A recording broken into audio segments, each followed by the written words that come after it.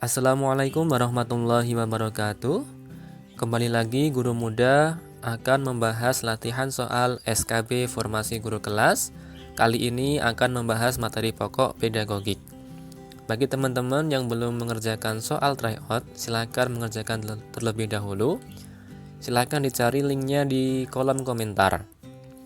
Bagi teman-teman yang juga belum subscribe, silakan subscribe karena ke depan masih akan Guru Muda bahas mengenai latihan soal untuk SKB CPNS, khususnya formasi guru kelas. Bagi teman-teman yang belum melihat video yang lain, bisa dilihat di link yang ada di sebelah kanan ini, atau nanti bisa dilihat di playlist yang ada di channel Guru Muda.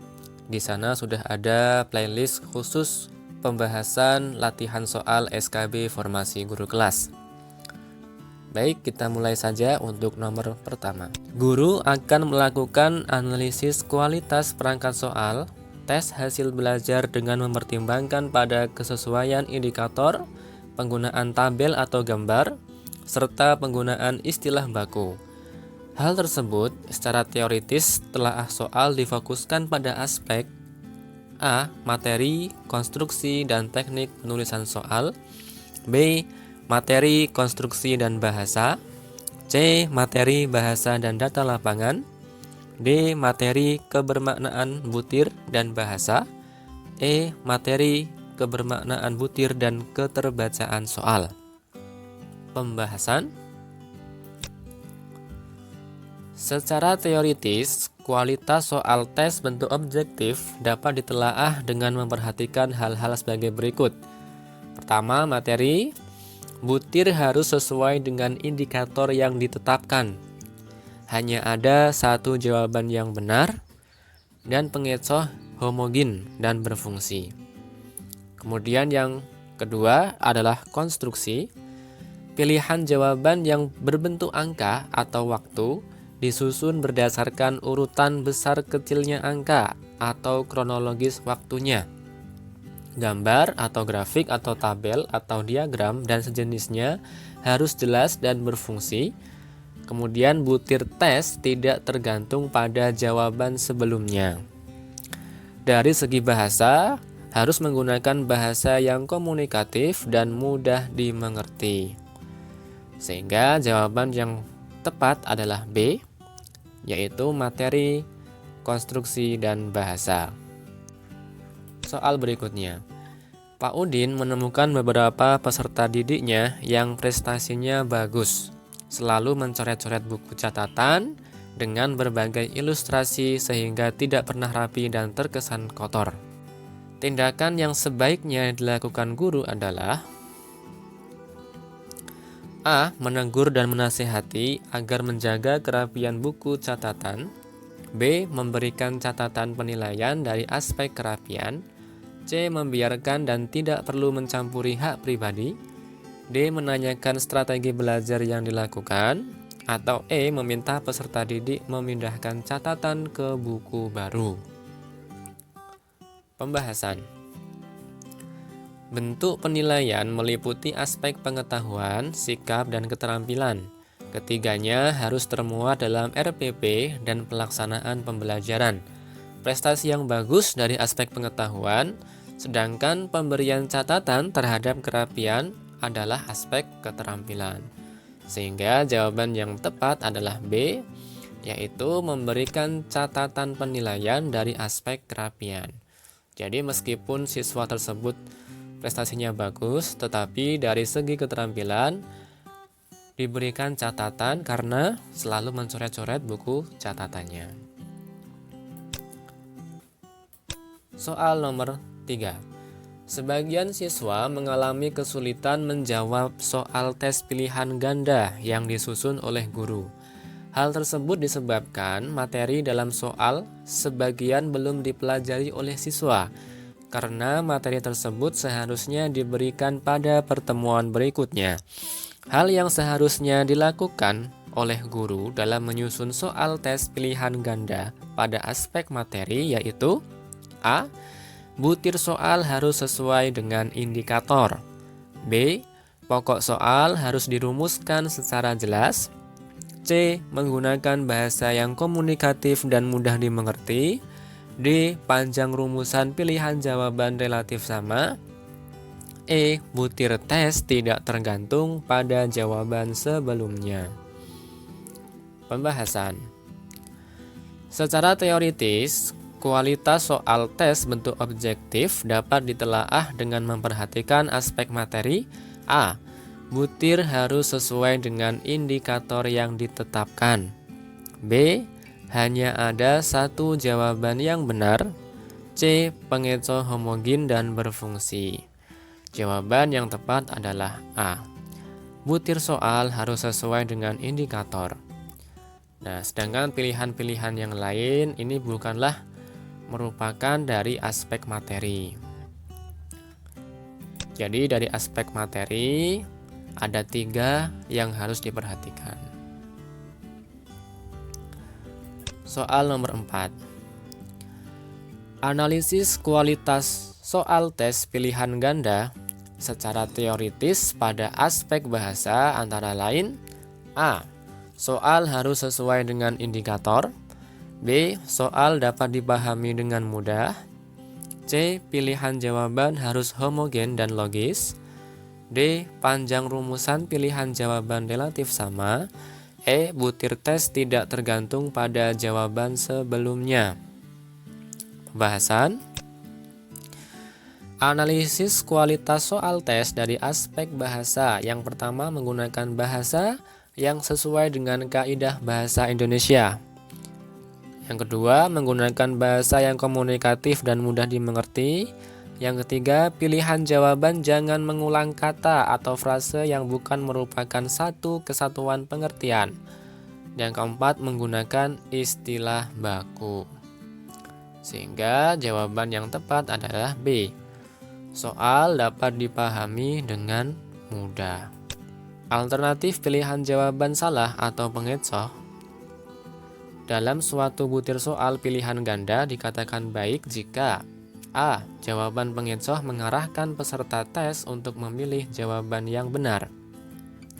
B. Jawaban pengecoh tidak terkait dengan materi pertanyaan. C. Jawaban pengecoh disusun dengan kalimat yang sulit dipahami.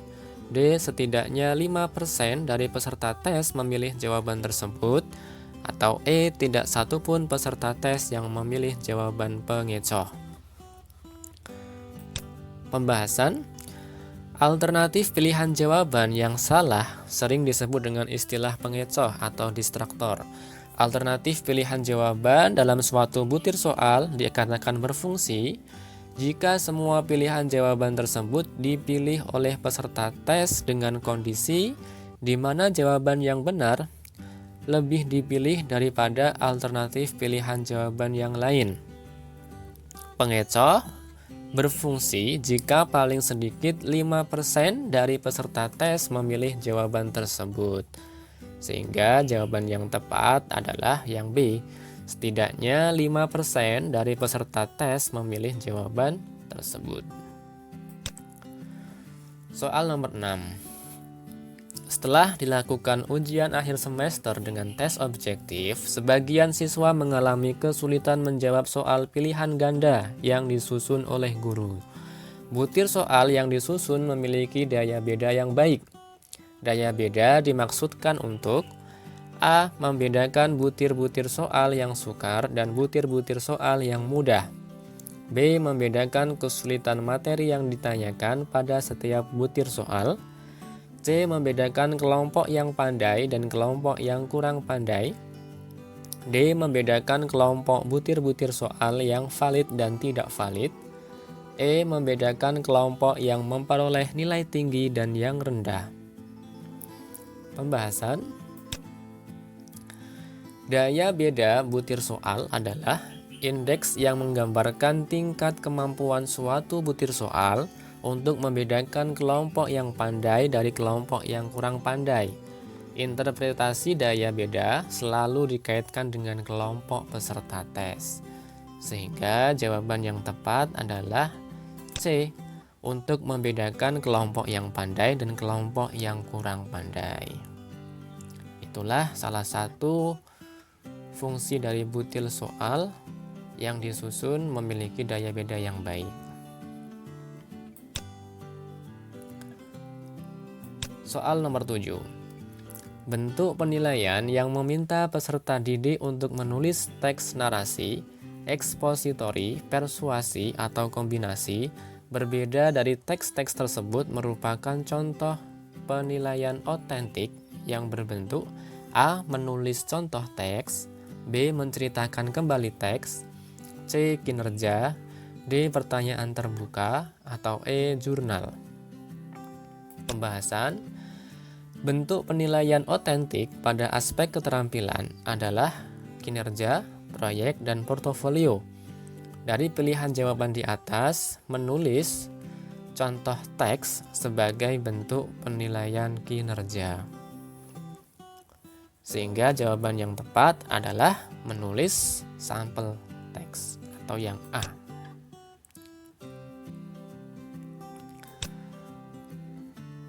Soal nomor 8. Salah satu rumusan tujuan pembelajaran adalah peserta didik memiliki sikap kepedulian sosial yang tinggi terhadap lingkungan sekitar.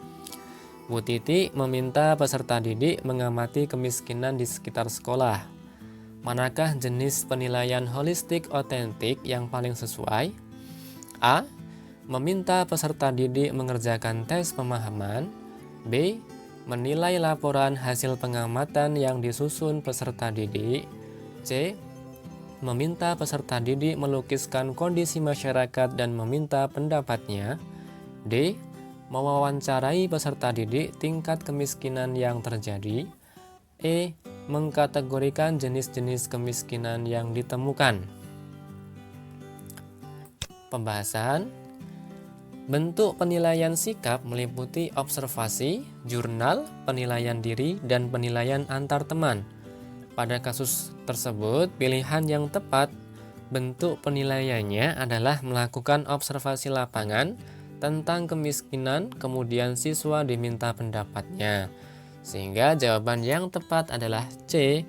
Meminta peserta didik melukiskan kondisi masyarakat dan meminta pendapatnya. Nomor 9. Pada akhir pembelajaran, siswa diminta untuk mendemonstrasikan tugas belajar yang diberikan guru dengan tujuan agar siswa tersebut mengaplikasikan kemampuan keterampilan yang dimilikinya dan guru dapat menilai kompetensinya. Instrumen yang dapat dipilih oleh guru untuk merekam hasil belajar yaitu A. Daftar cek, B. Benar salah, C. Pilihan ganda, D. Menjodohkan, atau E. Jawaban bebas. Pembahasan. Penilaian kinerja sering disebut sebagai penilaian unjuk kerja atau performance assessment. Bentuk penilaian ini digunakan untuk mengukur status kemampuan belajar peserta didik berdasarkan hasil kerja dari suatu tugas. Pada penilaian kinerja, peserta didik diminta untuk mendemonstrasikan tugas belajar tertentu dengan maksud agar peserta didik mengaplikasikan pengetahuan dan keterampilan yang dimilikinya. Instrumen yang dapat digunakan untuk merekam hasil belajar pada penilaian kinerja ini antara lain daftar cek, catatan anekdot atau narasi, skala penilaian atau rating scale. Jawaban yang tepat adalah daftar cek, yaitu jawaban A. Soal terakhir. Tujuan pembelajaran dari RPP yang ingin dicapai adalah 1. Peserta didik dapat mengucapkan sapaan, salam, dan perkenalan dalam bahasa Inggris. 2. Peserta didik mampu berbicara sederhana menggunakan ujaran sapaan dan salam. 3. Peserta didik mampu mengucapkan ujaran-ujaran bahasa Inggris dengan tepat. Bentuk penilaian yang paling tepat adalah A. Portofolio, B. Tes esai, C. Tes pemahaman, D. Unjuk kerja, atau E. Tes lisan. Pembahasan. Bentuk tes pengetahuan meliputi tes tertulis, tes lisan, dan tes objektif. Pada indikator tersebut, agar siswa dapat mengucapkan ujaran bahasa Inggris melalui tes lisan, sehingga guru dapat mengetahui kemampuan siswa secara langsung. Jawaban yang tepat adalah E, tes lisan. Terima kasih teman-teman yang telah menyaksikan video ini. Tadi adalah 10 soal latihan SKB untuk formasi guru kelas. Semoga bisa membantu teman-teman sekalian. Jangan lupa beri like jika teman-teman suka dengan video ini, dan juga share kepada teman-teman yang lain yang sekiranya membutuhkan. Baik, saya akhiri. Jangan lupa juga untuk subscribe, karena ke depan masih akan Guru Muda bahas mengenai soal-soal SKB formasi guru SD. Wassalamualaikum warahmatullahi wabarakatuh.